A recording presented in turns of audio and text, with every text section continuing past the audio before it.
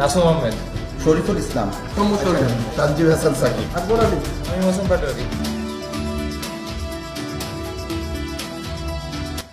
দুই ক্যাপ্টেনের টস, এরপর দেশসেরা দুই কোচ সোহেল ইসলাম ও মিজানুর রহমানকে নিয়ে দল গঠন শুরু মিরাজ সোহানের।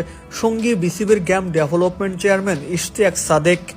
হঠাৎ এমন দৃশ্যে আপনার চোখ আটকে যাচ্ছে। বিপিএল এর নিলাম শেষ, এ আবার কি? জাতীয় দলের দুই ক্রিকেটারও আছেন। বিপিএল এর আগে আবার নতুন কোনো টুর্নামেন্ট নাকি? এমন প্রশ্ন আপনার মাথায় ঘুরপাক খেতেই পারে। শুনুন তবে বলছি। বাংলাদেশ ক্রিকেটার্স ওয়েলফেয়ার অ্যাসোসিয়েশন কোয়াবের অভিনব উদ্যোগ বিজয় দিবসে মাঠে গড়াচ্ছে বাংলাদেশ অল স্টার্স ম্যাচ। এই দিন থার্ড লাইটের আলোয় মিরপুরে মাঠে নামছেন শান্ত মিরাজরা। টি-20 দলের বর্তমান সব ক্রিকেটারদের নিয়ে প্রথমবারের মতো জমকালো আয়োজন কোয়াবের। বিসিবি বাড়িয়ে দিয়েছে সব ধরনের সাহায্যের হাত। টিম অদম্যের ক্যাপ্টেন মেহেদী হাসান মিরাজ আর টিম অপরাজয়ের ক্যাপ্টেন নাজমুল শান্তর অবর্তমানে দল গঠনের দিন হাজির হয়েছিলেন নুরুল হাসান সোহান।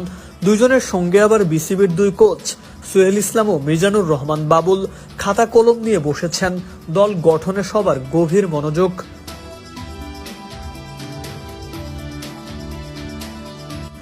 একজন একজন করে ক্রিকেটার ডেকে নিচ্ছেন, সেটা আবার লিখেও রাখছেন। এ যেন এলাহি কাণ্ড। মিরাজদের দলের কোচ আবার সোহেল ইসলাম। বিসিবির পরিচালক ইশতিয়াক সাদেকও গভীর মনোযোগ দিয়ে দল বানাচ্ছেন। চলুন বিজয় দিবসে টিম অদম্য আর টিম অপরাজয় কেমন দল গড়েছে তা দেখে নেওয়া যাক। মিরাজের টিম অদম্যে আছেন হাবিবুর রহমান সোহান, তানজিদ হাসান তামিম, সৌম্য সরকার, তাওহিদ হৃদয়, মাহিদুল ইসলাম অঙ্কন, আফিফ হোসেন ধ্রুব, আকবর আলী, সাইফুদ্দিন, হাসান মাহমুদ, তানভীর ইসলাম ও শরীফুল ইসলামের মতো বাঘা বাঘা ক্রিকেটার। একেবারে যেন জাতীয় দলেরই ফটোকপি।